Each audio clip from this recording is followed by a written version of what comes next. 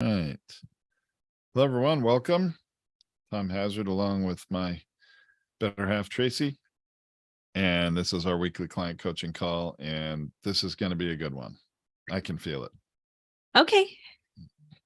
You could just feel it. Am I allowed to be enthusiastic? I would hope so, right? Come on. I think this topic is a topic you added to our topic list. And so for Probably those did. of you who are not yet podcasters or who are thinking about it or who maybe need to amp up your game, we have a running topic list that we run all the time where we take suggestions from various team members, from our clients. We keep it running all the time. And because of that, we gather these up, and then Tom and I make a decision once a month. We choose what is really over a month out. So we're really planning about 6 to 8 weeks ahead. But we choose a topic off the list. And this is one you, I think, have asked for, which came from a conversation from a client. Good. And so let's get started. All right. Hey, everyone. Welcome to Feed Your Ben. I'm Tom Hazzard, along with my co-host, Tracy. And we have a great topic for you today. We're going to talk about how you can really convert podcast fans into active subscribers. And really, it's more than just active subscribers. I mean, it's about converting listeners in some way, shape, or form to being more than just subscribers who you don't know about, right, Tracy? Because you don't know who your subscribers are who are subscribed through Apple or Spotify or whatever app they listen to. Yeah, so I'm going to be on Alicia Galati's podcast, Listeners to Leads, tomorrow. I'm going to be recording that with her. And that's this idea here. We're not talking about active subscribers are leads, right? They're leads that you're going to do something with. So many of you want your podcast to lead generate for you. I hear that again and again and again. But here's the reality of it. Most of you don't know what to do with it. You don't know how to do it. You don't know how you're going to get them from the podcast to your list. That in and of itself is the first part that I want to tackle right now, Tom, because I think that's the biggest problem, that they have no concept that I'm going to start a podcast and it's just going to have these subscribers and they're my community. But unless they're actually on your list, unless you can reach out to them outside of Apple, outside of Spotify, outside of any of the other listening apps, then they're not really your leads. They don't belong to you. They may be consuming your content, but they really don't belong to you. The only thing you could do is podcast to them.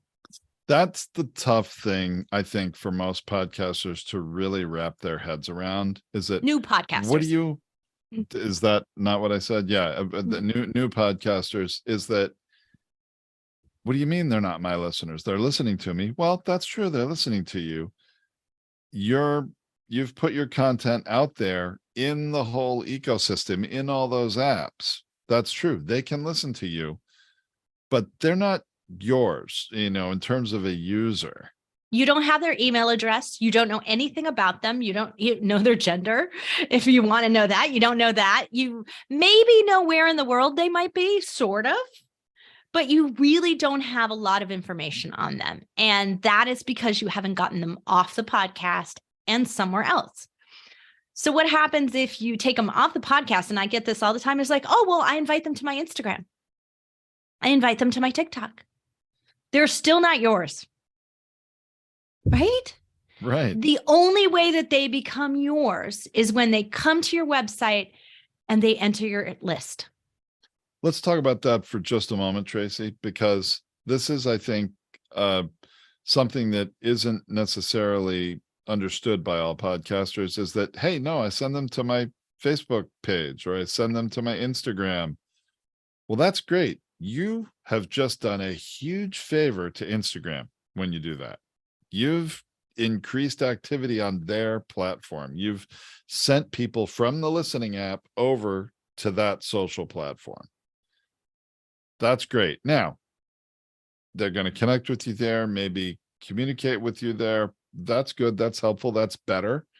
than just having them be passively listening to your content in a listening app. But wouldn't it be better if they went over to your website, to your domain, in a place where they might trade their name and email for something of value from you? I mean, that's the next More level. connection to you, more content. There's always something more you can provide for them. And we're going to talk about that in a minute, because obviously that's a third major component here. But the idea is that subscribers are a lot more passive. Podcast subscribers are more passive than any other form of media, right? I subscribe to you and I forget that I'm subscribed to you. It just pushes to my phone and then I go, yeah, maybe I'll listen today, right? That's how it works in a subscriber base. I was like, oh, that topic caught my eye. I'm definitely going to listen today. Or I absolutely love your show and I'm not going to miss it. I'm going to listen to every episode. And when I see it pop up on my phone, I'm there, I'm listening, I'm checking it out. That's maybe a little bit more of what we would call a binge listener, an active subscriber, right? But they're still not taking any actions. And getting them off of the listening app is extremely difficult. Podcast listeners listen for a reason. They're researching, they're consuming content, they're doing it for their own purposes and their own reason, and they love it because it's not pushing in their face, right? They're choosing to get it pushed to them if it's pushed at all. That's a big difference in mindset. So that means that they're highly likely to not be the best community members in Instagram, or that they don't like that consumption of media. They don't like having things forced to them. And remember, when you get over to Instagram, you get over to TikTok, you get over to any of these other places, that platform controls the algorithm of who sees what. Unless I actively pick in Facebook to have every notification you make sent to me, it won't happen. I get maybe 10 to 13%. So again, you've put yourself in a place at which you can't get their attention. It's harder.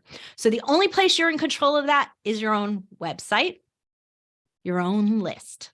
So that's where we want to drive them. So Tom, what are some ways that you've heard about from some of our clients? We've done different ways, but what are some ways that we drive them off the podcast and into our website? I mean, we used to talk about this for WTFFF, our very first podcast that Tom and I ever did. We used to do short videos that would be like time-lapse videos of things 3D printing. And we would say you can only get that by going to our website. We didn't send them to YouTube. We didn't send them to Instagram. We didn't send them anywhere else. We sent them to our website to see how this thing that they've been hearing about looks printing. Wouldn't you go check it out? So you're right, Tracy, providing more, not the same thing, but added value. There's more to the story. There's something behind the scenes. There is a resource that is relevant to what was talked about in the episode. You need to provide more information, something additional of value for them. What's in it for them to leave that listening app and go to your website? So that's one level. Now, what you were talking about, Tracy, is just to see something, consume some other piece of content that is not in the listening app that they can't consume there. And that's wonderful. There's more to the story there.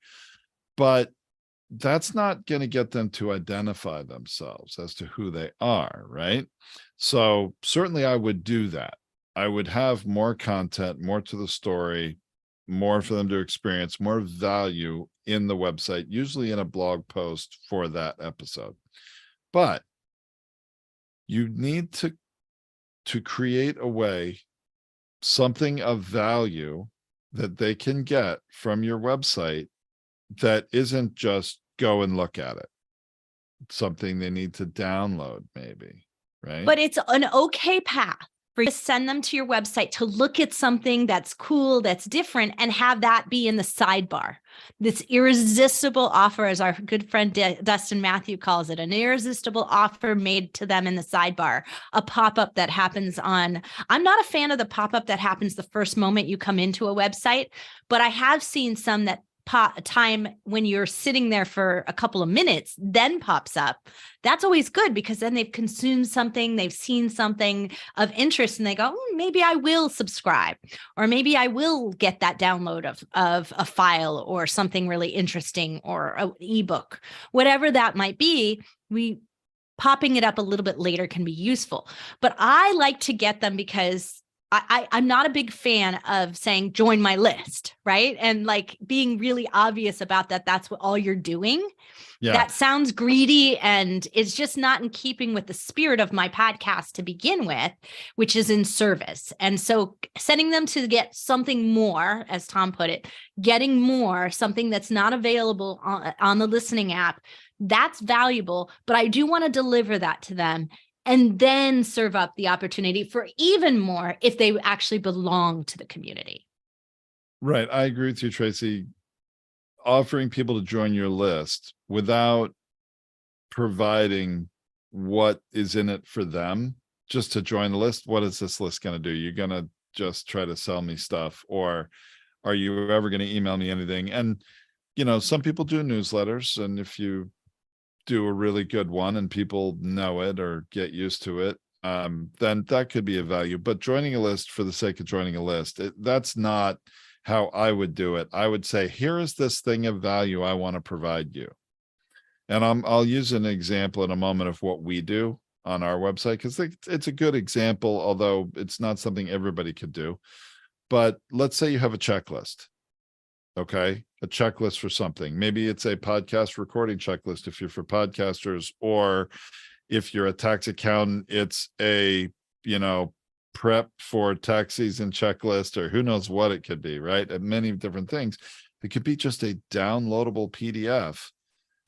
But in order for them to get it, they have to enter in their name and their email and opt into your list. Now, there is a good reason why they might be willing to do it, not only to get that thing of value, but hey, if you want to be notified when there's an update to that thing of value, you want to stay subscribed. You got to have a good reason why. That's where I see this go wrong. So this is the second piece that I want to talk about with what it is. So we want to drive them from the podcast to our site, because that's where we're going to be able to have their attention only be on us, and not, the puppies and cute kid pictures that are on Instagram, right? We want them only there because then we're concentrated and we know they have interest, or they wouldn't have come through.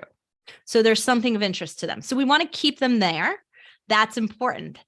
But we also need to give them something, an irresistible offer, something of value. But here's where it typically goes wrong. Most people do not have their email system and their funnel set up with anything of value or even systematized. In other words, like they can't even figure out what they're going to do with anything. They have an email capture form, but then they never even get the emails off of it into a list somewhere. It's like sitting there weirdly in their website under the forms section, right? I've seen it so often that they don't even know they have 50 people subscribed. And so they're not doing anything with it. So not knowing what that is ahead of time, I am a fan of not asking. Don't ask them to come and join your list. Don't make a pop-up. Don't do those things unless you're ready to actually do something with it, because it becomes so outdated so fast. Email addresses and the whole way that works, it becomes really outdated quickly if you're not taking advantage of it in the moment. So be prepared, have your system in place, have your irresistible offer in place, figure out what that is. But here's where I see it also go wrong. So I did this recently. I went through because I wanted to compare another podcaster's template to mine. I already have one. I wanted to see if mine was better, maybe mine was outdated. So I was doing a little, research. Template for what, Tracy? I'm not going to share that right now. All right. But template for something that you might use as a podcaster. And I wanted to make sure I had the most updated one. So I went to their website because I remembered from hearing them on their podcast say that they had this download. And sure enough, there's a nice little landing page with it. like details about what's in it. And it sounded pretty cool. And I clicked it and I put my email address in and I got the form, the PDF, got it delivered in my email, downloaded it off the site because you could do that as well. Got it, read it. Wasn't great, but it worked. I mean, I think mine was better, but it was at least what I needed it to do. But here's the thing.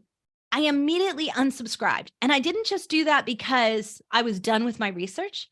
I did it because he didn't give me any compelling additional offer. I didn't know what else I was going to get staying on his list. He didn't tell me anything but that one thing, the value, what else I could expect from him. So there was some uncertainty as to why I should stay on his list. So I immediately unsubscribed just because I don't need any more email. Like, that's just crazy, right? Who wants to make themselves have more email, right? So I did it immediately. And that is a miss in and of itself, not knowing where you're going and not give them a fear of missing out on what could be in the next email and the next email and the next email. We also don't always do that so well on our podcast.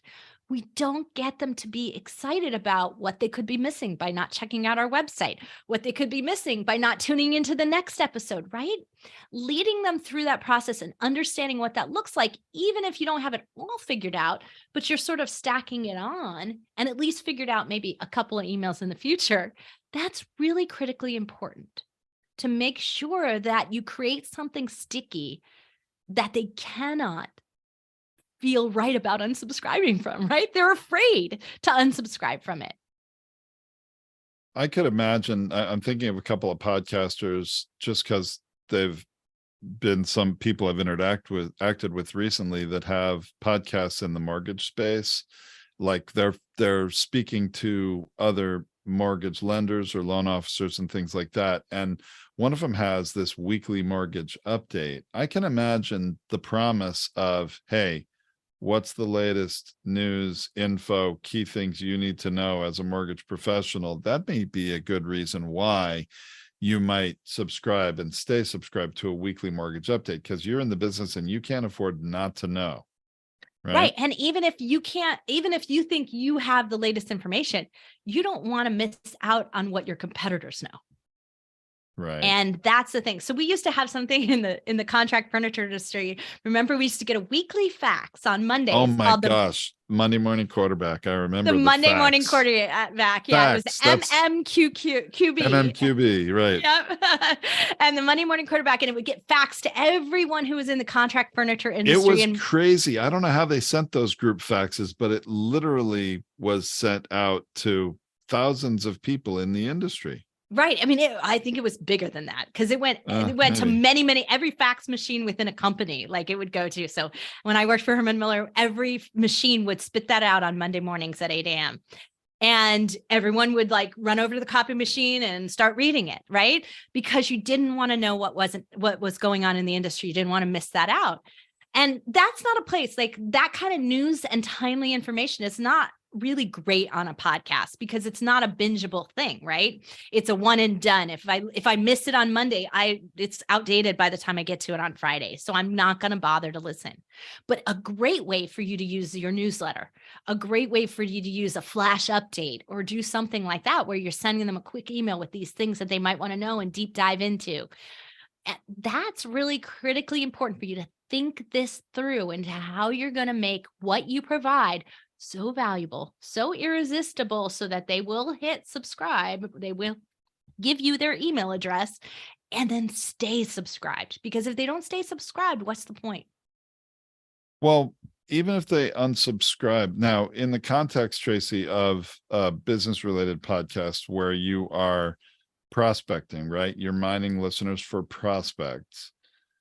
Getting their email address once, even if they unsubscribe from the list. I mean, if I had a sales offer, I could still send an individual email to them. I've got their email in my CRM, right? By law, you can't. Because they hit unsubscribe. Now, an individual to an individual, you can do that. Yeah, you can send an email out. That's what I mean. Theoretically, you're supposed to purge their email from your system. I mean, that's the way the GDPR law is. So you should be taking that out of your system altogether and not sending any kind of solicitation email. So that's actually not the case.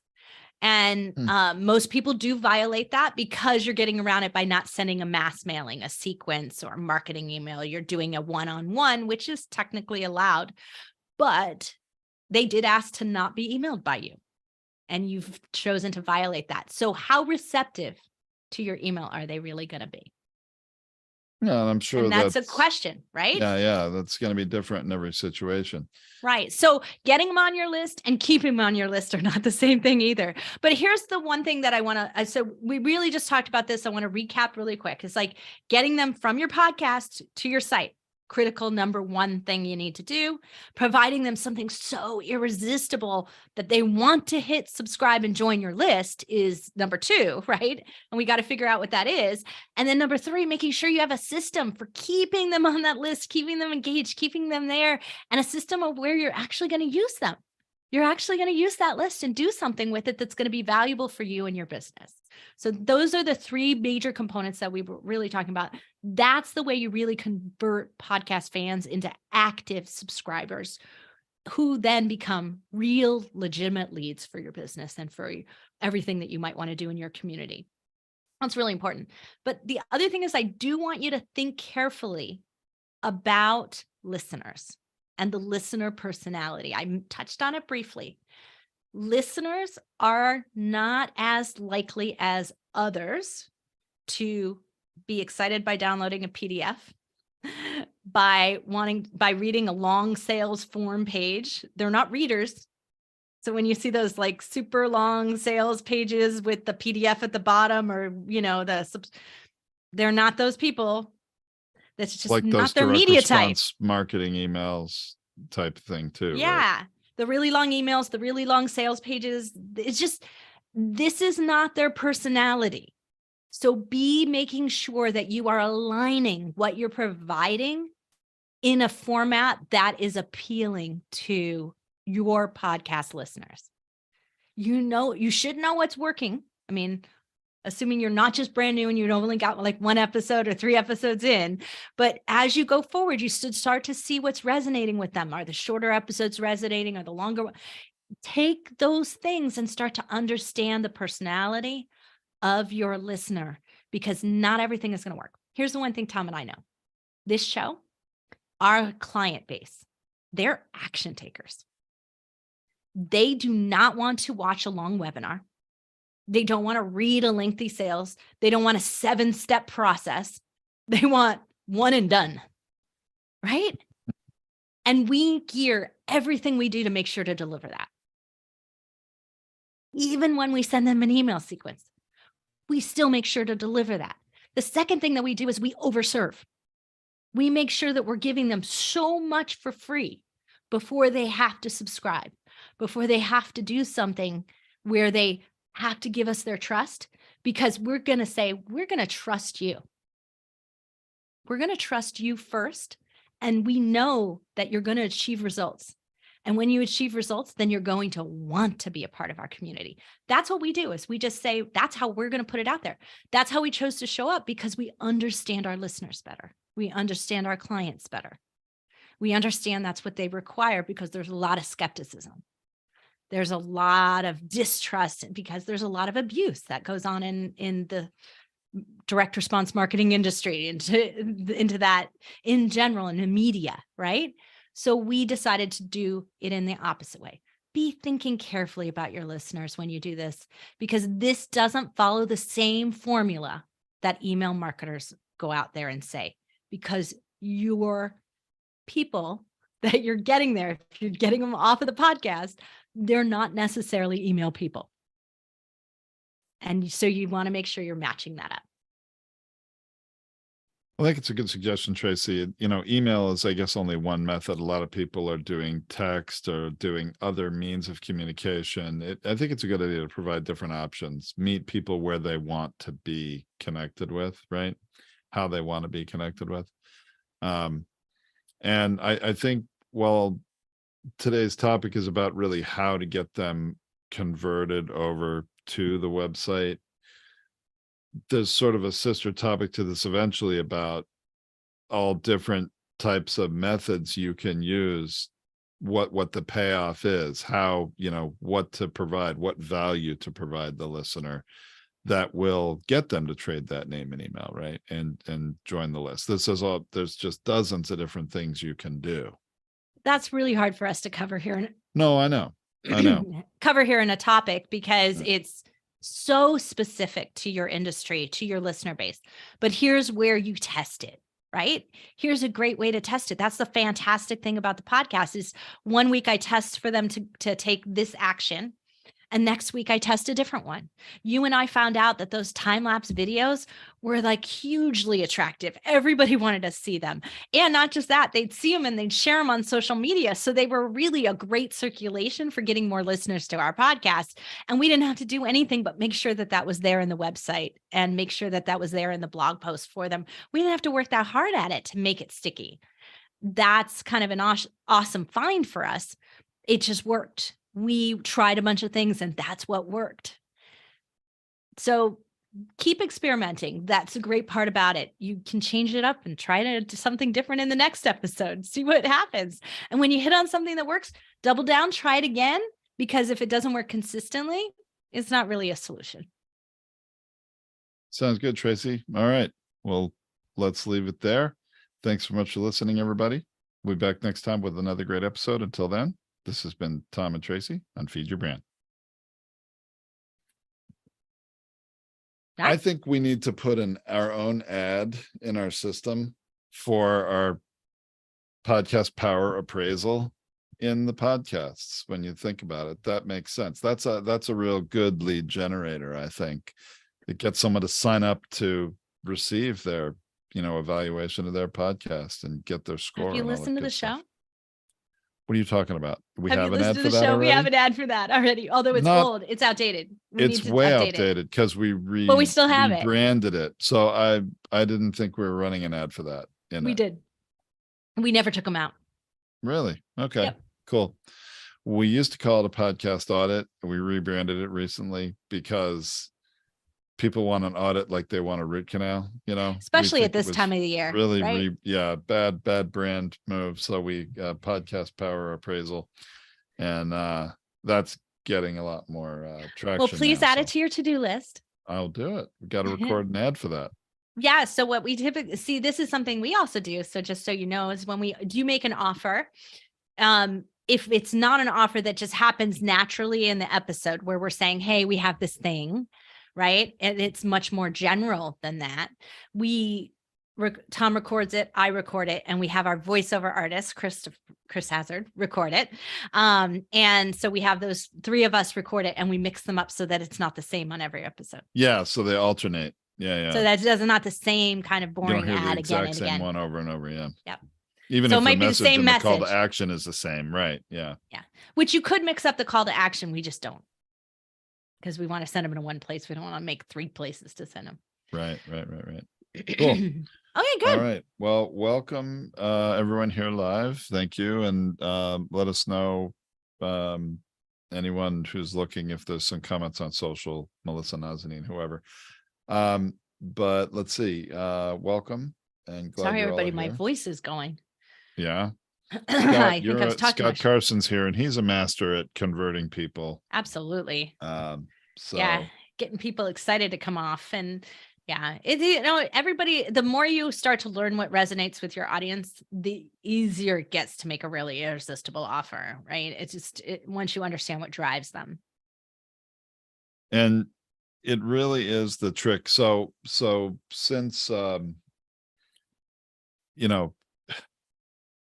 I think it's really in a podcast, what we just did is all we could do. But for all of you here who have a show and you have a reason for that show to exist, and you have goals to, get people to come and interact with you. Scott's just posted a comment. He gives away a 1-day class for free, which is a $99 value. They have to go, I'm sure, and register for that class though, right? So you're going to get their info. That's great. that's nice and significant. It's a significant value, and they've heard something from you for free on the show. So they think, well, there's got to be more value there, something I definitely want to hear. Mhm. And so, but that's great, because then when they consume that, that's a whole entire day. So you've got lots of touch points of which they're going to see the next value to stay subscribed and stay a part of it. And I know, Scott, that you have a really great list with a low attrition rate, because you just have they stay active, and you're always keeping them moving. Well, Scott's also got a comprehensive learning education system for how people would, create their own passive income stream with what he teaches that they do, or create their own business, doing what he teaches them to do. So there's an ongoing education and learning component there, which I think keeps people on. So he purges his list every 90 days, which I think is really important. That's because you're keeping it really active. And from the way that email open rates, deliverability, these are essential. This is why I said on the show, if you're not going to have a plan for emailing them, it's not going to work when you go to do it a year from now, 6 months from now. It just doesn't really work. And that's a problem because of the way the sort of email system, if you're not constantly using your email, you get penalized for it. So using it is actually essential. So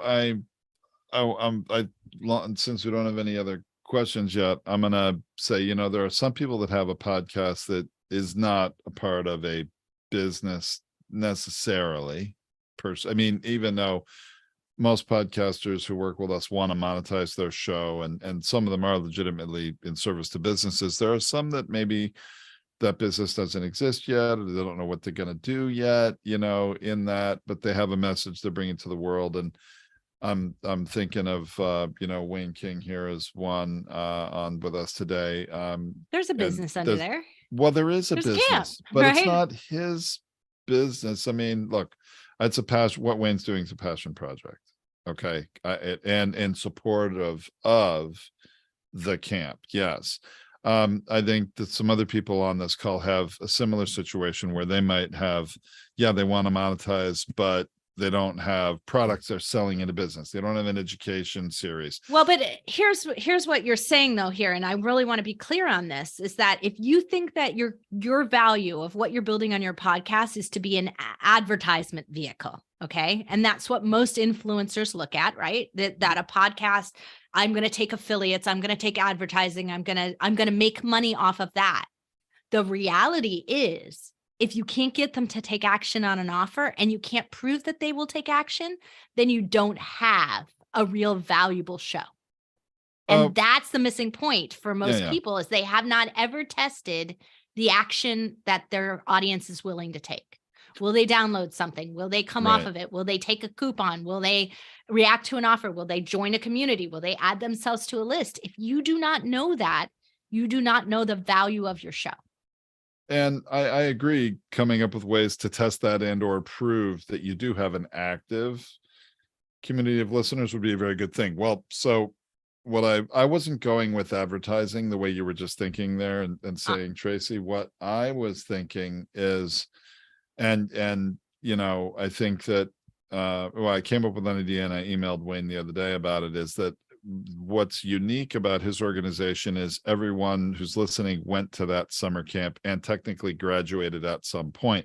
So you could have like a part of the episode that's a little trivia, right? Say, hey, next week we've got a guest who the year they graduated, this happened, or that, to give some clues, make it like a riddle for the audience to guess maybe what year they graduated, so there are listeners are all a part of that community, and you could create a way for them to guess, but where would they guess? And I was thinking, well, if you could get them over to the website and have a place where people can post their guess rather, and it's there, you're getting people over to your website. And maybe in order to put a guess, they have to identify There's a couple themselves. of ways to do that, Tom, that could be useful. So one is you can run like a poll, like a Twitter poll, and you run it in your website in the sidebar, but it is actually running through Twitter.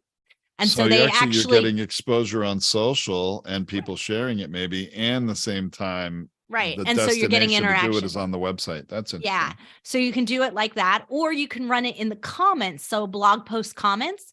And a lot of those you can require someone to actually kind of like log in.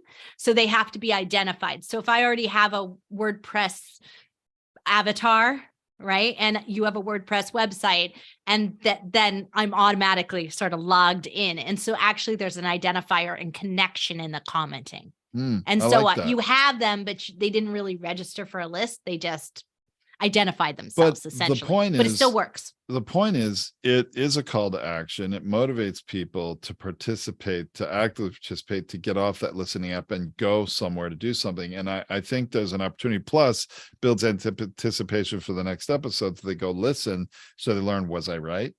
Yep. Did I get it right?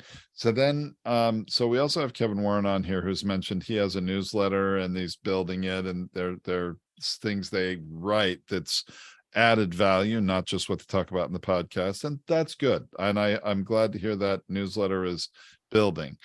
But what if, you're dealing with sports stuff, there's things that happen, you talk about in the sports arena.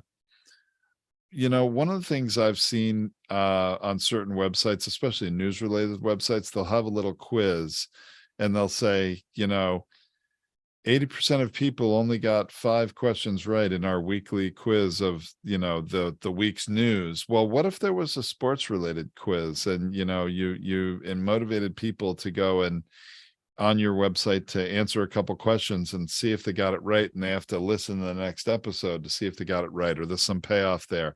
You could motivate. I mean, I think with you talk about sports, fans of sports remember things, they're into it. I think it's really understanding though, why are they listening to your show? Right? What is it that they're doing? Are they getting information so that so that they rise in the family pool? I I don't know. what is their motivation behind that? And really understanding that could drive it to making sure that you've got an anchor feature. So you can have a newsletter that has a bunch of items, but there's an anchor to why they're reading it, why they're checking it out. Yeah, so I guess that type of a CTA, to participate and answer a question, see if you're right. What's, how good is your knowledge of sports of the last month? Maybe it's a monthly thing, doesn't have to be a weekly thing. And get people to go and complete a quiz on your website. And guess what? To complete that quiz, they got to enter their email so that they can get the answer, the payoff, were they right? What was their score? Here's a good reason why people would get off that listening app and over to your website, and or like you said, Tracy, subscribe to the newsletter. If there could be some unique payoff for that CTA that's only available in the newsletter, now you've got a good reason why people would subscribe to that newsletter. Right. So that's the thing. Yeah, a newsletter for the sake of a newsletter that never gets sent. I mean, I think you've got to provide value in that newsletter on a regular basis and demonstrate that to make it so that people really will sign up and stay. Exactly. And Scott is commenting the CTA, and I'm gonna, for those of you new, just in case, CTA, call to action, and I would hope everybody knows that, but don't be embarrassed if you don't. That's okay. That's why we're here. So the CTA links in the description really helps make it easier for people to click and join. Okay, so I would agree with that, Scott, a CTA link, but I do want to make a very, very strong recommendation. That CTA link needs to be to a destination on your own website, I would suggest, not in social media. I mean, if hopefully it's a CTA where someone's going to be signing up to your list or to get something of value, and that CTA needs to lead back to your website. And if this isn't painfully clear for all of our customers watching and listening to this broadcast today, all roads from your show need to lead back to your own website. That is where you are going to get the most value. Provide value for free to the listener. Yes, you're putting your message out there as a podcast. You're going to provide value for free. But in order for them to get this next level of payoff from a CTA, it needs to go through your website. I see way too many people, because this podcast power appraisal, these audits that I do with prospects every many. day, so often I see everyone giving away all the links, all the value, connection information for the guest, social media handles for the guest website, and they're putting it all there in that description in the published podcast on Apple Podcasts and Spotify, in iHeart, in all the different listening apps. And then you gave away the value. You gave them the value, which is good. You're giving the listener value for free, but you haven't gotten enough value out of that. You've sent them right from that listening app out to the world, wherever they're going to get that stuff on other people's websites. They need to get that value from you. Your website. Right. And Scott's put out here a Zoom webinar, because you're still getting their email address through Zoom, and your Calendly link is making an appointment with you. Calendly link is fine. Those and are all actually great. The Power Podcast audit. Jeez, I got to stop using that word. The Power Podcast appraisal. Old habits die hard. We used to call it the audit. Power Podcast appraisal. People are booking a Calendly appointment, and so they have to complete a form. We get not only their name and email, but their phone number, because when they don't show up, I want to be able to call them. So anyway, they're going to get a lot of value in that appraisal, but they've provided all their contact information and they're in our CRM. And that's not signing up for a newsletter. That's just scheduling an appointment through Calendly. So yeah, Calendly link. If you're having them book an exploratory call, or, something as a prospect with you, that you're willing to give them 15 minutes of time, 30 minutes time, whatever it is. Right. So there are two things that I want you all to remember, is that you can edit your show descriptions, and not just Podetize, in any platform, you can edit your show description and it changes. And your episode descriptions, right?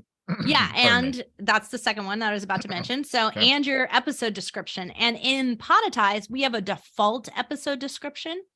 So in other words, there's a default piece of it. You would put your description above it, but there's always like the bullet points of how to link to you. So you don't have to retype it every time or copy and paste it. It's always there.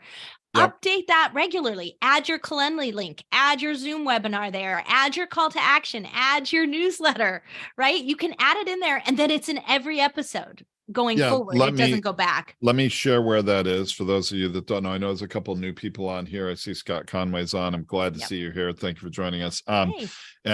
So on Podetize, in your show settings, in the shows tab, you would edit your show, and there's a field called call to action, and it's kind of a big text field. It's HTML text, so you can make things bold, you can have emojis, you can do colors, whatever you want. And that becomes, when you go to publish a new episode, or when we publish one for you, when we're producing your episodes, that it's kind of like, think of it as boilerplate text that is always there. When you start a new episode, it's already there. So you don't have to, it's a time saver. You don't have to copy and paste all your calls to action that you want in every description of the episode. It's always there. And then the unique part of that episode description is usually pasted in above that. So you can edit your call to action at any time, and it is through the show settings, editing your show settings. So so everyone's aware of that. Okay. So I love Zoom webinar and Calendly link. So Scott, I imagine when you're doing a Zoom webinar, they're going to a landing page to register for that Zoom webinar. So you're getting their contact information that way. Yeah, he's agreeing. Okay, cool. So this is the point, is these are ways to capture your listeners' contact info. At the end of the day, that's the value that will pay off for you long-term. Right. Now, Kevin, who was mentioning about the newsletter, there are some other things to consider if it's slow build for you. Could you run it in LinkedIn? LinkedIn has a newsletter function that actually does fairly well. Can you get some subscribers there and then maybe offer them some special features or more than just this one piece? Like maybe you have 3 segments that you run in your regular newsletter if they came offline. So that's something you can try and build from other places. Substack, Mastodon, those are 2 big microblogging newslettery type sites where you can do premium services. So that's also something, so paid newsletters. So if you had something of greater value, those are things you can explore as well. Those are good suggestions. Yeah, there's a lot. And I know you might think, well, a sports enthusiast podcast are all those people on LinkedIn. Probably not all of them, but I'll tell you what, there's an awful lot of sports professionals that are. Right. And when you're doing it that direction, I just want to remind you that you probably want to write it in the other way. So when you're sending people from your podcast to your newsletter and you've got a special link for that and do that, but remember if you're pushing it out on LinkedIn or you're putting it in Mastodon or Substack or someplace like that, those are readers who are subscribed to Substack, who go and find great newsletters and join them, right? They're readers first. They're not listeners. So you do have to remember to have a mention in those newsletters of the podcast so that they go to it the other direction. So make sure you're going both directions and not just being podcaster centric. Remember, we talked about the media types. So we kind of need to make sure we cross pollinate. Definitely. Very good suggestion. All right. So next week, we're going to be talking about what happens when a podcast show launches with your same name or a name similar to yours. It wouldn't be the first time it happened. Nope. It does happen. And it's something you may not be aware of until you realize that your listeners are getting confused. So we're going to talk about that next week.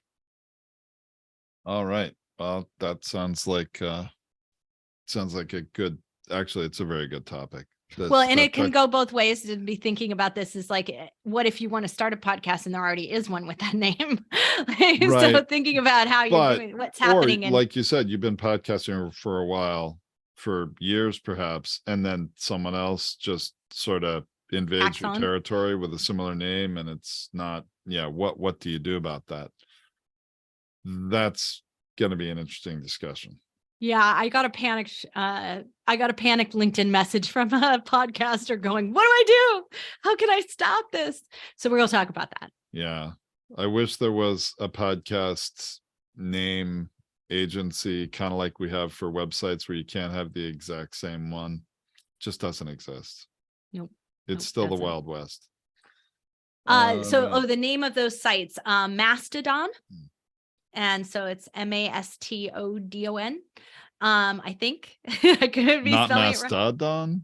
I think it's animal. It's spelled differently. I think. Okay. Yeah. I don't know it. Yeah. I don't know it. And then Substack is the other big one that happened. And then LinkedIn has a newsletter function within it. It's where you go and do posts, but you then create a newsletter right there. There's actually a whole episode of Feed Your Brand and a prior coaching call, which we can link in the blog post for this episode and make sure that everyone has that as well.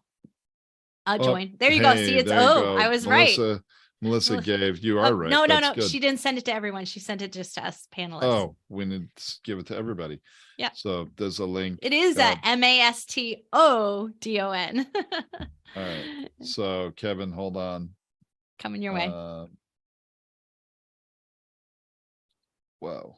Why am I not? Why is it not pasting? Zoom chat copy and paste is not the easiest thing to do. All right, there you go, Kevin. So there's a link. Mastodon, Substack, and then LinkedIn. And the LinkedIn newsletter has been working for a lot of people in terms of getting people on LinkedIn to subscribe to it, and LinkedIn promotes it because it keeps people engaged in LinkedIn, but it helps you also. Well, so and there is a how do I say this? They call it notes or something, and Twitter notes. Twitter has their own version of it. And honestly, Elon Musk got pretty pissed at somebody. There's been a whole thing in the news, so you might have read it recently, about somebody who was on Substack. And so there was a whole little little war going on about that. And so Twitter also has a newsletter that is brand new, and Elon Musk has been promoting it. So that might be something you want to test out and try. It's honestly not available to everybody. I've tried multiple times to get like availability to it, but I'm not a huge Twitter user, so it didn't come to me early. I also did for in Zoom, I dropped into the chat the episode called How to Promote Your Podcast Using LinkedIn Newsletter and Smart Links that we did late last year. So, That's a good one. If you're yeah, at it's all a whole serious tutorial. about LinkedIn, check that out, because anybody can do this LinkedIn newsletter now. Yep. You just have to know exactly how to do it. And why not? wonderful- Because it's not duplicate content. So if you've No. even got, if you're even using it as a blog post and you put it on LinkedIn, it's not duplicate content. So you can totally do it. So you've already created it. Why not drop it into LinkedIn? Plus, the great thing about it, when people have signed up to your LinkedIn newsletter, they are 100% going to get whatever you post as a newsletter. And it's unlike when people subscribe to your, join your Facebook group or something, and you post something in that group, still only a fraction of the people are going to see that post. Their algorithm doesn't show it to everybody in their feed. Pretty much Only a all portion of of it. these that I mentioned, Substack, Mastodon, and LinkedIn newsletter and Twitter note, they actually have an email function too. So people have a choice to get a digest or get whenever you post, get it received into their email. So it actually is pushing into their email if they choose to do it. But somehow some people feel safer in doing that because it's coming from LinkedIn and not directly from you. But it doesn't mean you don't have contact to them, because you do. Yeah. No, I think if your audience is on LinkedIn at all, that's a good way to reach them. Okay, cool. I think that's it Well, for wow, today. that's a jam-packed hour. Love it. Thank you all for joining us live here, participating, Oh, commenting. I do want to make What? a little comment. At the end of this month, Oh, right. this month, starting in May, we are going to have a new Zoom link, and we are resetting our whole coaching call series. It's still going to be the same time, still the same day, but there's a whole new settings that are happening because we're shifting it in our Zoom set. We're like doubling down on Zoom, because if you guys haven't noticed, they've got a whole bunch of new features. And so in order to do that, we have to shift our whole webinar. We have to shift this webinar to a new link. You're going to have to register for it again, unfortunately. Yep. But well, actually, for those of bigger you and who better are things. regularly registered, I'm just going to have the team do it for you. So you're going to you'll be get able a to do new that? email Oh, okay, though. cool. You'll get a new email with the link. So if you've got it in your calendar, that's the only thing you're going to need to make sure and update it for the first one in May when we send it to you. But we're going to keep talking about it every week. Next week, let's remember to address this right up front. We forgot to do that. You're right. We should address this early on, because there's not everybody's going to stay through till the very end here. Yep. Next week, let's do that. So you're going to hear a little bit of a broken record over the next few weeks, because we don't want anyone to miss out. Yep. When we get into the beginning of May. But there is a good reason why we're doing it. It's not selfishly for us. It's because we have sort of updated and upgraded our Zoom, which is going to give us more features for all of you. And they're making us, we can't maintain the old webinar link going forward. I wish we could, but we can't. So for what that's worth. All right. Thanks, everyone. Have a great week. Hope everybody stays healthy and safe. We will see you next week. Bye, everyone.